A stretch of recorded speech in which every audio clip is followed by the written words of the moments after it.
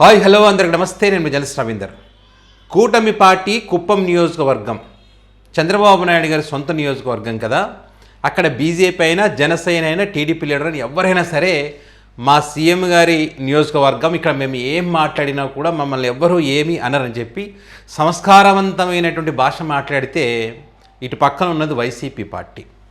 జగన్ గారి అభిమానులు, నేను చాలా సందర్భాల్లో చెప్పా, వాళ్ళని పర్సనల్గా ఏమనంటే పట్టించుకోరు, కానీ వాళ్ళ లీడర్ల గురించి కానీ వాళ్ళ లీడర్లో ఉన్నటువంటి ఆడవాళ్ళ గురించి ఏమైనా మాట్లాడితే ఖచ్చితంగా వారు క్షమాపణ చెప్పేదాకా వదిలిపెట్టరు. సో ఇప్పుడు కూడా అదే జరిగింది.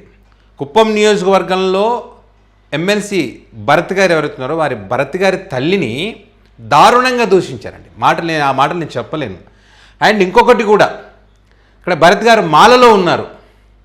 ఇక్కడ మాలలో ఉన్నప్పుడు హిందూ ధర్మం పుట్టింది మా వల్లే, హిందూ ధర్మాన్ని కాపాడేది మేమే, సనాతన ధర్మాన్ని కాపాడేది మేమే అని చెప్పేటువంటి బీజేపీ పార్టీ నాయకులు, కార్యకర్తలు ఎవరైతే ఉంటారో అలాంటి వ్యక్తులు మాట్లాడినటువంటి భాష, దాన్ని ఇంకా సర్ఫెక్సెల్ వేసి ఉతికిన కూడా ఏమంటారు కదా సామెత, వాళ్ళు మాట్లాడతారు కదా ఉతకాలని, అట్లా ఉతికితే తప్ప వీళ్ళు మారరు.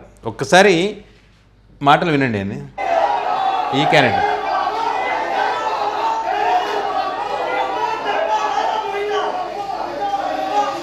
ఇగో ఇప్పుడు అమ్మ గురించి దారుణంగా మాట్లాడాడు. ఇక్కడ పోలీసులు ఉన్నారండి, ఇక్కడ ఇంతమంది పోలీసులు ఇంతమంది ఉన్నారు కదా, ఏమనలేదో పక్కకు పంపించేశారంతే.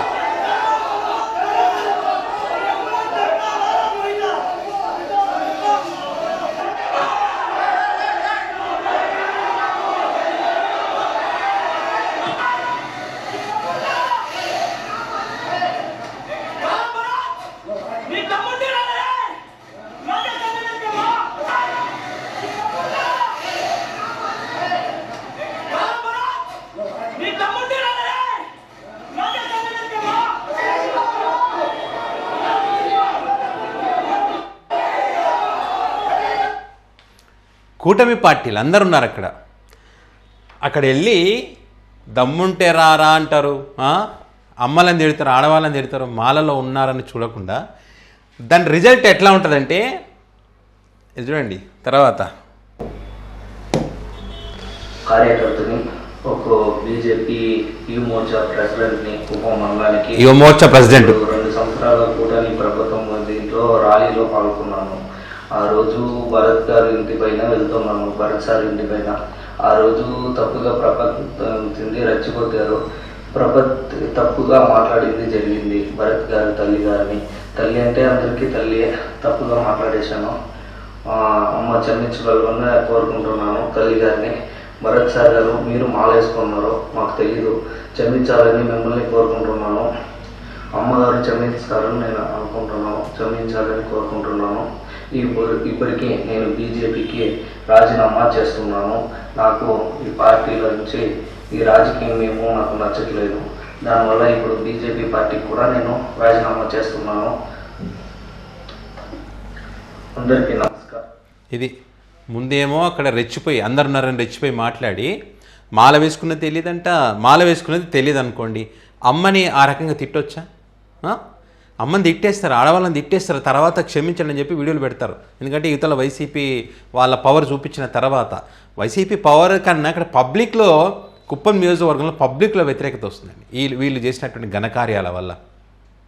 సామరస్యంగా చేసుకోండి, ప్రశాంతంగా చేసుకోండి, ఏదైనా ఉంటే శాంతియుతంగా నిరసన తెలియజేయండి. లేదా మీరే అధికారంలో ఉన్నారు, నిజంగా అవతల వ్యక్తులు ఎమ్మెల్సీ భరత్ గారు ఏదైనా తప్పు చేసి ఉంటే కంప్లైంట్ ఇవ్వండి, లేదా ఇంకా ఏదైనా వేరే వాళ్ళు చేస్తుంటే కంప్లైంట్ ఇవ్వండి. ఈ మాటలు ఎందుకు వస్తాయండి మీకు?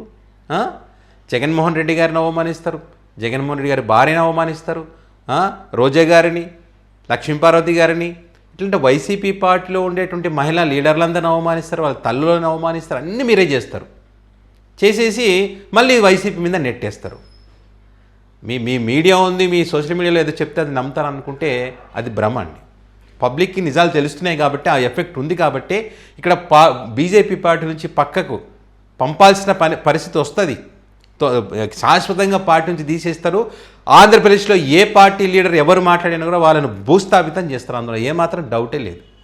సో ఫైనల్గా అయితే భరత్ గారు నన్ను క్షమించండి అని భరత్ గారి తల్లిని కూడా నేను క్షమించండి అమ్మా అని చెప్పి వీడియో రిలీజ్ చేశారు. పార్టీ నుంచి కూడా తప్పుకుంటున్నా, ఈ రాజకీయాలు నాకు నచ్చడం లేదు అని చెప్పి. అంటే అక్కడ రెచ్చగొట్టారంట. రెచ్చగొట్టడం వల్ల మాట్లాడారంట. ఎవరు నష్టపోతారు? వాళ్ళు చాలా మందు దాపిచ్చేసి నువ్వు మాట్లాడి మేము చూసుకుంటాం అని చెప్పిన తర్వాత మిమ్మల్ని రెచ్చగొడతారు, మీరు మాట్లాడతారు. ఎవరి జీవితం నాశనం అయిపోతుంది? మీ జీవితమే నాశనం అయిపోతుంది. కాబట్టి లీడర్లందరూ బాగానే ఉంటారు, మీరు నాశనం చేసుకుంటారు ఇట్లాంటి మాటలు మాట్లాడి. ఏం అవసరం అండి? మీరు ప్రేమ ఉంటే, పార్టీ మీద ప్రేమ ఉంటే జెండా పట్టుకొని నిలబడండి, మీ వాయిస్ వినిపించండి. మీడియా ఉంది, యువమోర్చా అధ్యక్షుడు అన్నప్పుడు మీడియా ఉంటుంది. మీ సోషల్ మీడియా వేదికగా మాట్లాడి మీ వాయిస్ వినిపించండి. భరత్ గారు మీరు చేసిన తప్పు అనేదన్న తప్పు ఉంటే ఇదా మాట్లాడేది? ఇదా బీజేపీ పార్టీ హిందూ ధర్మాన్ని కాపాడే పద్ధతి? ఇదా కూటమి ఆంధ్రప్రదేశ్లో మహిళలకు ఇస్తున్నటువంటి గౌరవం? చంద్రబాబు నాయుడు గారు అంటారు ఎక్కడన్నా ఏదనంటే నేను చూసుకుంటా, ఎవడేది మాట్లాడినా తాటా తీస్తే ఆడవాలన్నట్టు. ఇదేంది మరి? దీన్ని ఏమంటారండి? మీ నియోజకవర్గంలోనే ఆ రకంగా మాట్లాడుతుంటే